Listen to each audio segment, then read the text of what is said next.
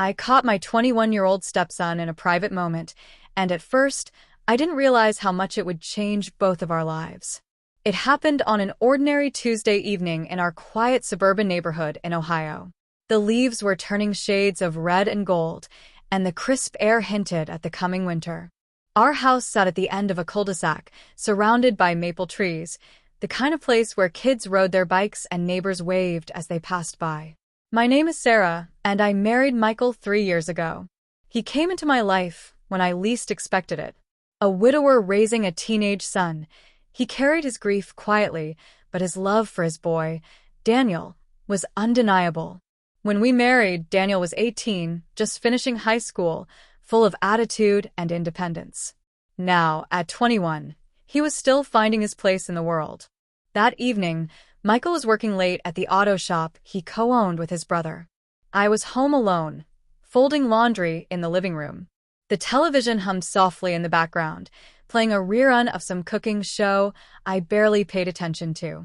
I carried a basket of folded clothes upstairs, heading toward Daniel's room to drop off a stack of towels he had left in the laundry hamper.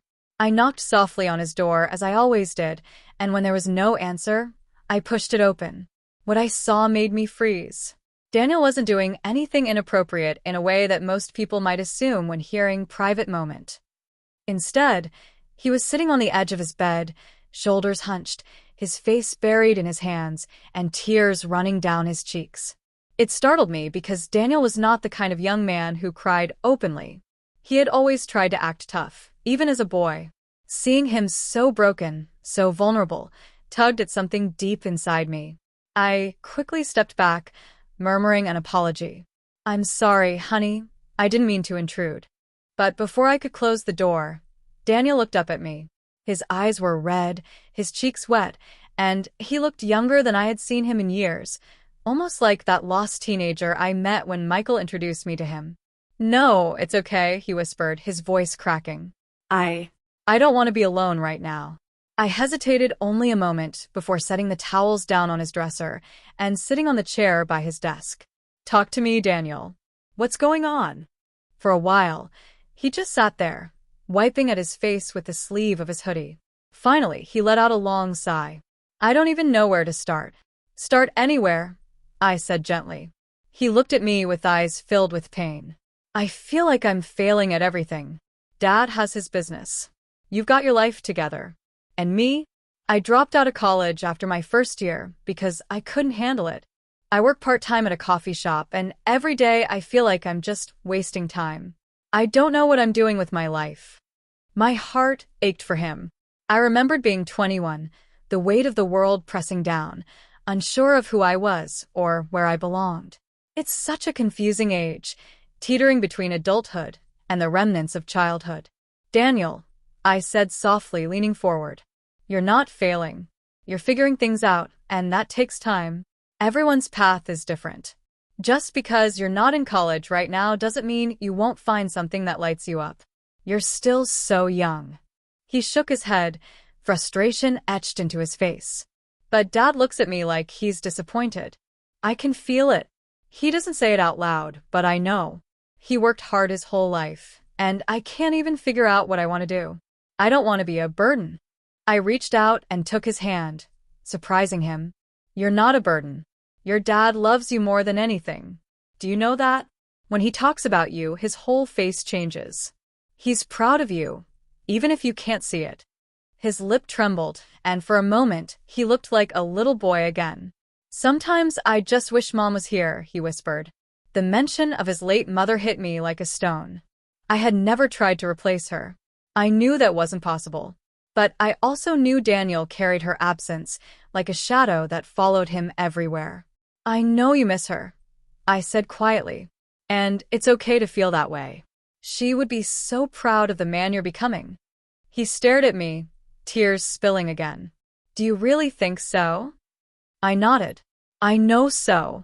Because she raised you with love, and that doesn't disappear. She gave you a good heart, and that's clear every time I see how you care about people." For the next hour, we sat together in his room. He poured out his fears, his confusion, and his guilt about not living up to expectations. I listened, offering reassurance where I could, but mostly just letting him be heard. When Michael came home later that night, he found the two of us sitting at the kitchen table, sharing bowls of reheated spaghetti. Daniel's eyes were puffy, but there was a calmness about him I hadn't seen in a long time. Michael looked between us, a question in his gaze, and I simply gave him a small smile. Later, when Daniel had gone upstairs to bed, I told Michael what had happened. His eyes grew moist as I explained how lost Daniel felt. "I had no idea," Michael said, his voice breaking. "I thought giving him space was what he needed. I didn't realize he was carrying so much inside." The next day, Michael took Daniel out for breakfast at their favorite diner. When they came back, both of them looked lighter, like a weight had been lifted. That evening, Daniel hugged me, something he hadn't done in months, and whispered, "Thanks for not walking away last night." That moment stayed with me. It reminded me that sometimes what we see as someone's private moment is really a cry for help, a chance to step into their pain and remind them they're not alone. Over the next few months, things slowly began to change.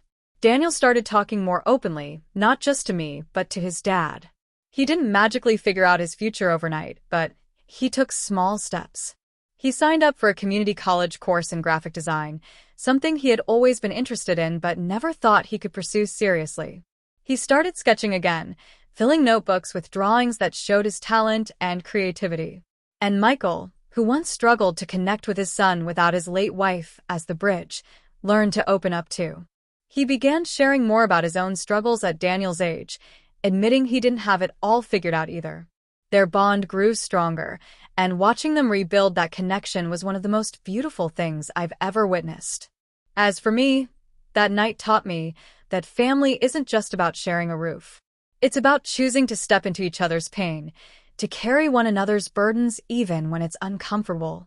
I never expected to become a stepmother, and I knew I could never replace Daniel's mom. But I could be someone who listened, who encouraged, and who reminded him of his worth. Years later, Daniel would look back on that time as a turning point. He would tell me, "That night you walked in on me, I thought I wanted to be alone, but really I needed someone. And you didn't turn away." It wasn't just his life that changed that night. It was mine, too. Because in choosing to stay, to listen, to love, I found a deeper sense of what it truly means to be family.